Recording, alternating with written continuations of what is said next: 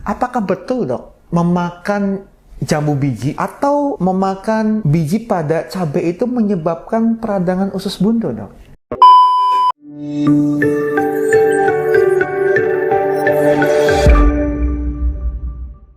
Assalamualaikum warahmatullahi wabarakatuh. Halo Sobat RSUD Indramayu.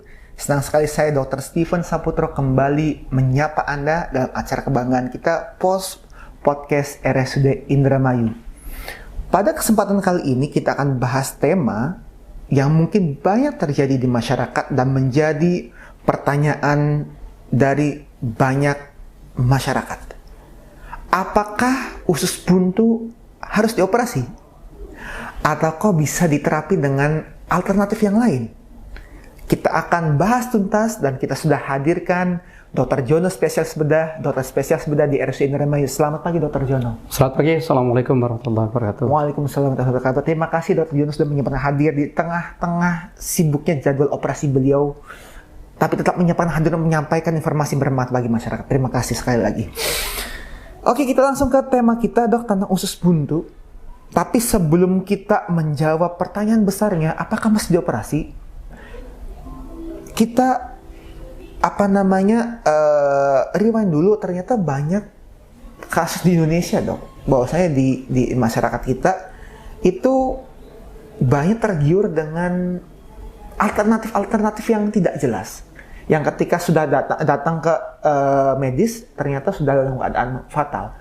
Kembali ke pertanyaan besarnya, apakah mesti dioperasi dok? Ya, terima kasih Dr. Stephen atas pertanyaannya ya. Ini pertanyaan yang baik sekali dan memang masyarakat juga suka menanyakan, walau ketika didiagnosis usus buntu masih bertanya ke dokternya apakah harus dioperasi dok? Iya. Yeah. Nah sebelum menjawab pertanyaan ini, saya perlu menerangkan Dr. Stephen bahwa usus buntu yang dibahas pada podcast kali ini adalah yang dimaksud adalah peradangan atau infeksi pada usus buntu. Nah usus buntu itu bahasa medisnya appendix, yaitu usus kecil yang terletak di atau nempel pada usus besar, tepatnya namanya cecum ya, letaknya di perut kanan bawah. Nah, namanya sebenarnya bukan usus buntu nama aslinya. Appendix itu artinya adalah tambahan. Memang dia memang sekedar seperti tambahan lah, sebesar cacing gelang gitu yang nempel di usus besar yang namanya cecum. Nah, cecum inilah yang sebenarnya secara kalau diterjemahkan artinya usus buntu.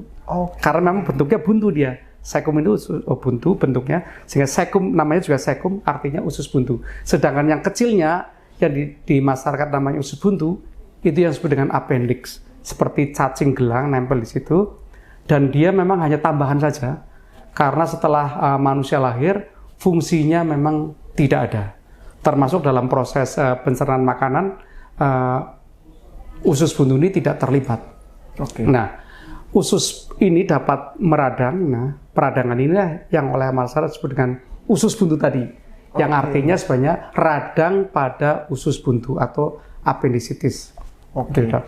Jadi memang secara fungsi itu tidak ada dok ya, tidak berperan tidak berperan dalam pencernaan sekalipun. Iya. Walaupun konon ketika masih di dalam kandungan atau dalam janin ya, itu fungsinya konon untuk membantu pembentukan antibodi. Baik. Lalu pertanyaan selanjutnya, yang mungkin masyarakat ingin tahu penyebabnya apa dok dari usus buntu atau appendicitis ini dok? Nah, penyebab paling banyak daripada usus buntu atau appendicitis atau radang usus buntu tepatnya ya, itu adalah sumbatan pada saluran dalam dari appendix atau dari usus buntunya tadi. Saluran dalamnya memang kecil dan dia mudah tersumbat. Dan sumbatan yang paling banyak adalah fekalit. Fekalit itu artinya feses yang membatu, yang mengeras seperti batu. Begitu tersumbat, kemudian usus buntu tadi akan membengkak, meradang, lalu infeksi dan pada suatu saat akan bocor atau pecah. Gitu. Nah, sekarang yang menjadi pertanyaan dan mungkin baik di masyarakat kita bertanya-tanya, apakah betul dok memakan bijinya Atau memakan biji pada cabai itu menyebabkan peradangan usus buntu, dok? Iya, jadi ini kelihatannya lebih ke arah mitos ya, Dokter Stephen ya. Mitos. Nah, buktinya nih dokter-dokter bedah yang menangani usus buntu mungkin satu dokter bedah bisa sampai ribuan ya. Itu belum pernah mendapati adanya biji-bijian yang menyumbat di saluran dalam dari usus buntu tadi. Belum pernah didapatkan cabai atau biji cabai atau biji jambu atau biji-biji lain yang ada di situ. Jadi memang kelihatannya hanya mitos. Mitos ya, jadi ya bukan disebabkan oleh makan jambu biji, karena saya juga suka makan jambu biji dan cabai juga.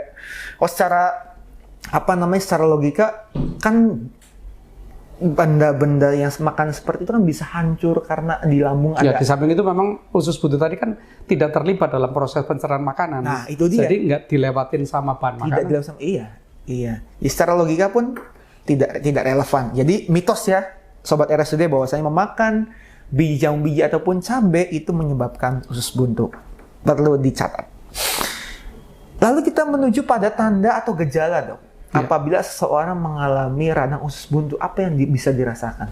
Ya, jadi untuk usus buntu ini punya gejala atau tanda yang khas yang bisa dirasakan oleh pasien sendiri dan juga oleh dokternya dapat melakukan pemeriksaan, yaitu adanya nyeri di perut kanan bawah. Nah, kalau perut itu dibagi menjadi 4 kuadran ya, dengan menarik garis dari kanan ke kiri atau kiri ke kanan melewati pusat. Satu garis, kemudian dari atas ke bawah juga melewati titik pusat, dibagi, maka ada 4 bidang. Nah, nyerinya itu adalah di bidang perut sebelah kanan bawah. Dan nyerinya ini berlangsung secara terus-menerus, bukan hilang timbul. Nyerinya bisa berlangsung beberapa jam, ada juga yang sampai beberapa hari. Kadang-kadang ada yang merasakan, sebelumnya saya nyeri di ulu hati, dok. Kemudian ulu hatinya sembuh kok, nyerinya di perut bagian kanan bawah. Nah, itulah yang nyeri yang khas untuk usus buntu yang meradang. Jadi hati-hati ketika ada Sobat RSUD menganggap ini cuma mah biasa barangkali. Karena beda kuadran nih. Ya kan, beda kuadran sehingga harus bisa lebih cermat dalam menentukan ini apakah hanya mah biasa atau memang ada penyakit lain seperti appendicitis dan harus diperiksakan ke tenaga ahli gitu. Kita harus kembali kepada pertanyaan besar kita, dok, di awal, bahwasanya apakah usus buntu ini mesti dioperasi, dok? Iya, jadi gini, memang usus buntu memang harus dilakukan tindakan pembedahan ya, sesegera mungkin. Kadang-kadang pasien bertanya, dok, saya belum di USG begitu. Nah, kok sudah harus dioperasi? Ya. Nah, begini, karena untuk menentukan usus buntu bagi seorang dokter bedah atau dokter yang sudah hari-harinya bergelut di penyakit ini, itu bukan perkara yang sulit. Dokternya akan menanyakan penyakitnya, menanyakan nyerinya, sifat nyerinya, di mana letak nyerinya, kemudian disertai dengan pemeriksaan fisik secara langsung, dengan meraba bagian perut yang mana yang sakit, menekannya. Dokter biasanya sudah akan dapat menentukan ini usus buntu atau tidak. Sedangkan pemeriksaan USG itu nama lainnya adalah pemeriksaan penunjang sebenarnya, bukan pemeriksaan utama. Nah, kadang-kadang USG tidak ready setiap saat, bisa juga pada hari berikutnya. Nah, yang dikhawatirkan kalau menunggu hari berikutnya tentu akan membuat telat penanganan usus buntu. Padahal gejalanya dari hasil pemeriksaan tadi sudah jelas bahwa itu usus buntu. Di samping itu bahwa USG juga ada beberapa hal yang kadang-kadang tidak kelihatan usus buntunya. Ketika di USG usus buntunya itu tidak kelihatan atau kelihatannya baik-baik aja. Karena bisa tadi usus buntu kan letaknya di usus besar atau sekum. Dia bisa terletak di bawah sekum. Ketika di USG, usus buntunya menjadi nggak kelihatan karena tertutup oleh udara yang banyak yang ada dalam sekum ini. Jadi tidak terlihat di USG. Bahkan tadi di USG tidak ada apa-apa, tapi ternyata gejalanya sudah begitu jelas sehingga ketika saya operasi biasa ada keluarga yang saya ajak ikut, ya. Saya ajak ikut, begitu saya sudah operasi, saya tunjukin nih usus buntunya. Ada yang sudah meradang, begitu jelas radangnya merah, ada yang sampai hitam, bahkan ada yang sudah nampak bocornya. Sehingga keluarga akhirnya sadar bahwa, oh iya, karena tadi USG memang ada keterbatasannya, tidak bisa mendeteksi usus buntu yang letaknya di bawah sekum. Itu.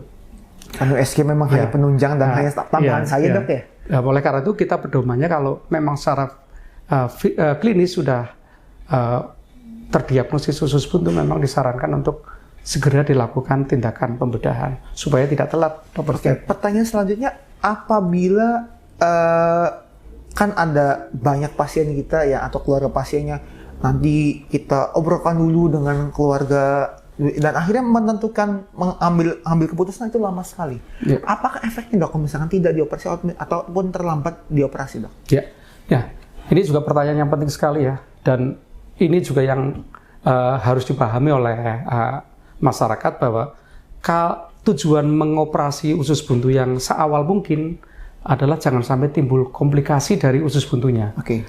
Usus buntu yang telat penanganannya ya mengakibatkan usus buntu itu akan pecah.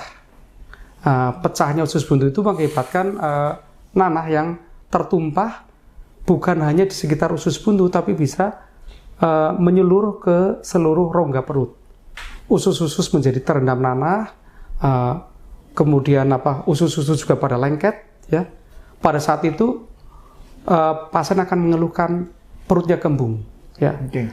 Tidak bisa kentut, tidak bisa BAB, kemudian nyeri yang semula di perut kanan bawah saja menjadi nyeri di seluruh lapangan perut. Dan inilah yang disebut dengan peritonitis umum atau general peritonitis atau peritonitis saja, yang merupakan komplikasi utama daripada usus buntu.